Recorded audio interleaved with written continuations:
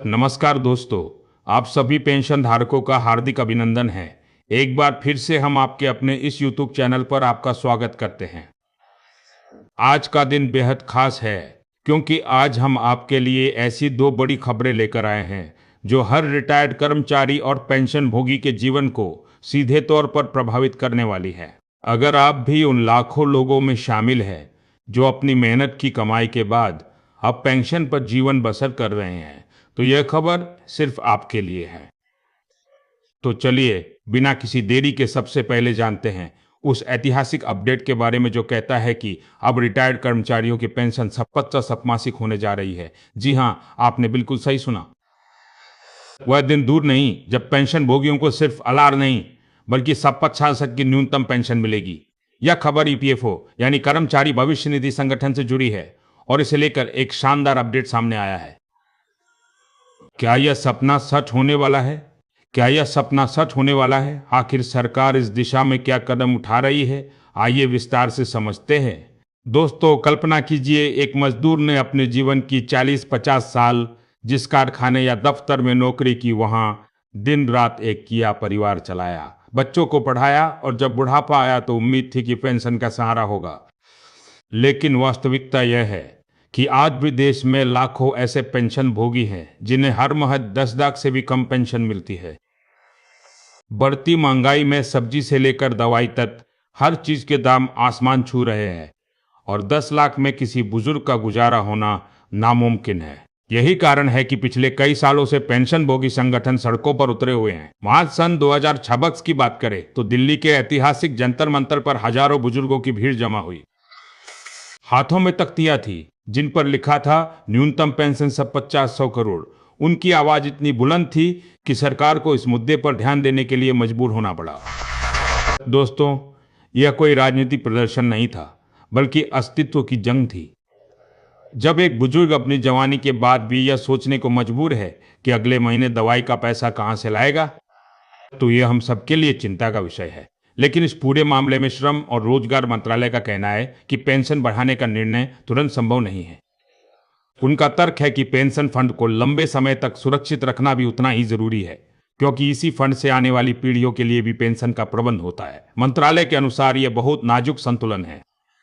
एक तरफ बुजुर्गों की तत्काल जरूरतें हैं तो दूसरी तरफ करोड़ों युवा कर्मचारियों के भविष्य की सुरक्षा भी आवश्यक है।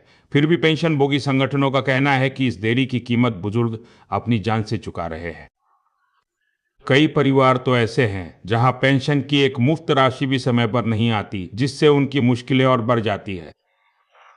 अब बात करते हैं उस नई उम्मीद की जो ईपीएफओ 3.0 यानी ईपीएफओ 3.0 के सुधारों के रूप में दिख रही है। हालांकि सरकार ने अभी 50 की पेंशन को आधिकारिक मंजूरी नहीं दी है, लेकिन ईपीएफओ सुधारों के तहत एक सकारात्मक संकेत जरूर मिला है। सबसे बड़ा प्रस्ताव यह है कि वर्तमान वेतन सीमा जो 15,000 प्रतिमाह है उसे बढ़ाकर 22,000 किया जाए। यानी जिन कर्मचारियों की मासिक तनख्वाह 25 लाख तक है वे अब ईपीएस यानी कर्मचारी पेंशन योजना के दायरे में आ जाएंगे। दोस्तों, अगर यह बदलाव लागू होता है तो देश भर में लगभग 6-5 करोड़ लोग इस योजना का लाभ उठा सकेंगे। यह वे लोग हैं जो निजी क्षेत्र में काम करते हैं और जिनकी पेंशन अब तक बहुत कम थी। गणित की दृष्टि से देखें तो इस बदलाव का असर यह होगा कि नियोक्ता की ओर से मिलने वाला मासिक ईपीएस योगदान जो अभी 100,25 है वह बढ़कर लगभग 8,30 हो जाएगा। यानी करीब 66% की वृद्धि स्वाभाविक है कि जब नियोक्ता अधिक योगदान देगा तो रिटायरमेंट के बाद मिलने वाली पेंशन भी अधिक होगी। यह प्रस्ताव अभी श्रम मंत्रालय की समीक्षा में है और अंतिम मंजूरी का इंतजार है। विशेषज्ञों का मानना है कि यह कदम भले ही पहले से रिटायर लोगों को तुरंत राहत ना दे ले, लेकिन भविष्य में जो लोग रिटायर होंगे उनके लिए यह बहुत फायदेमंद साबित होगा। सबसे अहम बात यह है कि इस मामले में संसद की स्थायी समिति ने बहुत साफ शब्दों में अपनी बात रखी है। मार्च 2026 में पेश की गई अपनी रिपोर्ट में समिति ने कहा कि मौजूदा न्यूनतम पेंशन राशि किसी भी बुजुर्ग की बुनियादी जरूरतों को पूरा करने के लिए पूरी तरह पर्याप्त है। समिति ने इसे एक संवेदनशील और तात्कालिक मुद्दा बताया और सरकार से तत्काल समीक्षा करने को कहा। यह पहली बार है जब किसी संसदीय समिति ने इतनी स्पष्टता से इस समस्या को स्वीकार किया है।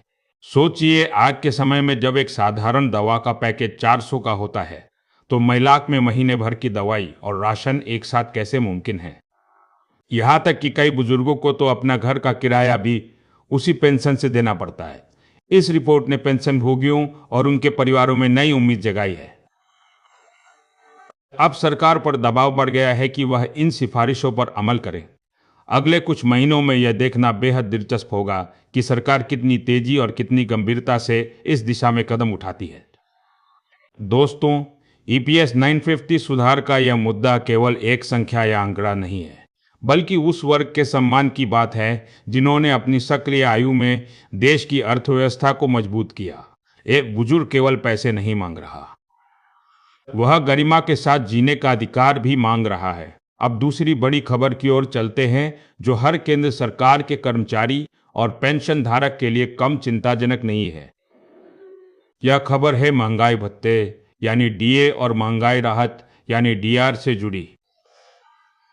दोस्तों, पिछले कई दिनों से केंद्र सरकार के करोड़ों कर्मचारियों और पेंशन भोगियों में इस बात को लेकर बेचैनी बढ़ी हुई है कि आखिर 1 जनवरी 2006 से लागू होने वाला महंगाई भत्ता और महंगाई राहत का ऐलान क्यों नहीं हो रहा।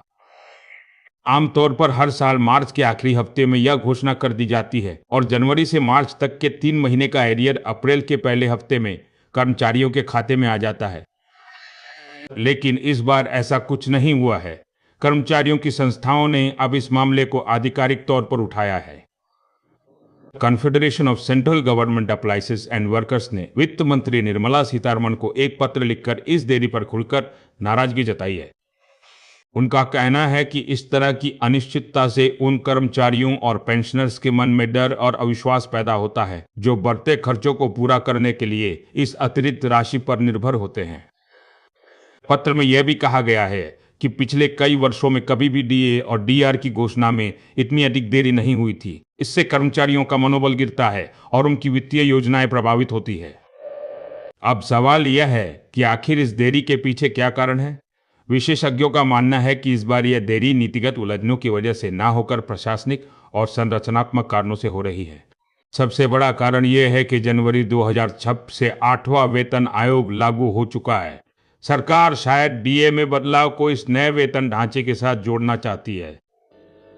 8वें वेतन आयोग की सिफारिशों के बाद फिटमेंट फैक्टर नए सिरे से तय होगा और इसकी कैलकुलेशन में समय लग सकता है। इसके अलावा महंगाई के नवीनतम आंकड़ों को अंतिम रूप देना, कैबिनेट की मंजूरी लेना और विभिन्न विभागों से आंतरिक स्वीकृतियां हासिल करना एक लंबी प्रक्रिया है। एक और अहम मुद्दा यह है कि जैसे जैसे डीए 7% के करीब पहुंच रहा है, अक्सर ये चर्चा होती है कि कहीं डीए को मूल वेतन में मर्ज ना कर दिया जाए, यानी बेसिक पे के साथ जोड़कर उसे नियमित वेतन का हिस्सा बना दिया जाए। अगर ऐसा होता है तो इससे कर्मचारियों को लंबी अवधि में बहुत फायदा होगा, क्योंकि भविष्य में मिलने वाली पेंशन और अन्य सुविधाएं बढ़े हुए मूल वेतन पर निर्भर होंगी।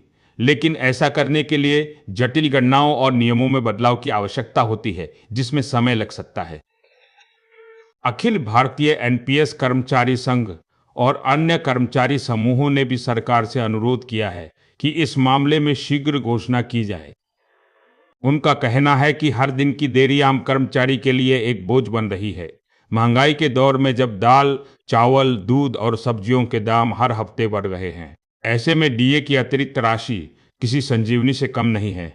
दोस्तों, आप सोच सकते हैं कि जिन बुजुर्गों के पास कोई और आय का साधन नहीं है, उनके लिए तो डीआर यानी महंगाई राहत ही एकमात्र सहारा होता है। फिलहाल लाखों कर्मचारियों और पेंशन भोगियों की निगाहें वित्त मंत्रालय और वित्त मंत्री पर टिकी हुई है। कर्मचारी संस्थाओं ने वित्त मंत्री से व्यक्तिगत रूप से हस्तक्षेप करने की गुहार लगाई है, ताकि जल्द से जल्द डीए और डीआर के आदेश जारी किए जा सके। उम्मीद की जा रही है कि अप्रैल के अंत या मई के पहले सप्ताह तक यह घोषणा हो जाएगी, लेकिन जब तक ऐसा नहीं होता, कर्मचारियों की बेचैनी बनी रहेगी। दोस्तों, इन दोनों खबरों का सार यह है कि भारत में पेंशन व्यवस्था एक बड़े बदलाव के दौर से गुजर रही है। एक तरफ न्यूनतम पेंशन को बढ़ाकर 3700 करने की मांग जोर पकड़ रही है, तो दूसरी तरफ महंगाई भत्ते और महंगाई राहत की घोषणा में हुई देरी कर्मचारियों के माथे पर चिंता की लकीरें खींच रही है। यह भी तय है कि ईपीएफओ के सुधार और 8वें वेतन आयोग की सिफारिशें आने वाले समय में पेंशन ढांचे को पूरी तरह से बदल कर रख देगी। जहां तक बात है 70,000 तक की न्यूनतम पेंशन की, तो संसदीय समिति की रिपोर्ट ने उम्मीद जगाई है। हालांकि सरकार की ओर से अभी कोई ठोस आश्वासन नहीं मिला है, लेकिन ऐसा नहीं है कि आंदोलन बेसर रहे हैं। जब हर महीने हजारों बुजुर्ग सड़कों पर उतरते हैं तो सरकार की नींद हराम होना तय है। दूसरी ओर ईपीएफओ 3.0 के तहत वेतन सीमा को 15 लाख से बढ़ाकर 25,000 करने का प्रस्ताव लगभग अंतिम चरण में है। यह प्रस्ताव लागू होते ही निजी क्षेत्र के लाखों कर्मचारियों का भविष्य सुरक्षित हो जाएगा। दोस्तों, यहाँ यह समझना भी जरूरी है कि पेंशन व्यवस्था में किसी भी सुधार का असर तुरंत नहीं दिखता। पेंशन एक लंबी अवधि की योजना है, जिसमें जो लोग आज नौकरी कर रहे हैं उनके योगदान से आज के बुजुर्गों को पेंशन मिलती है और आज के युवाओं के योगदान से कल के बुजुर्गों को पेंशन मिलेगी। इसलिए यह संतुलन बेहद नाजुक होता है, लेकिन इसका यह मतलब कतई नहीं कि मौजूदा पेंशन भोगियों को अनदेखा कर दिया जाए। बढ़ती उम्र, बढ़ती बीमारियां और बढ़ता खर्च, यह 3 ऐसे कारक है जो हर बुजुर्ग के लिए जीवन को चुनौतीपूर्ण बना देते हैं। एक अन्य पहलू यह भी है कि कई पेंशन भोगियों को नियमित रूप से पेंशन बांटने की प्रक्रिया में भी दिक्कतें आती है। कोई बैंक ब्रांच बदलने पर पेंशन रुक जाती है, तो कहीं जीवन प्रमाण पत्र ना दे पाने की वजह से पेंशन होल्ड हो जाती है। डिजिटल प्रणाली आने के बाद भी सभी बुजुर्ग डिजिटली सक्षम नहीं हैं। इसलिए यह भी जरूरी है कि पेंशन की राशि बढ़ाने के साथ साथ उसकी डिलीवरी प्रणाली को भी सरल और सुलभ बनाया। App for pension latest news today है।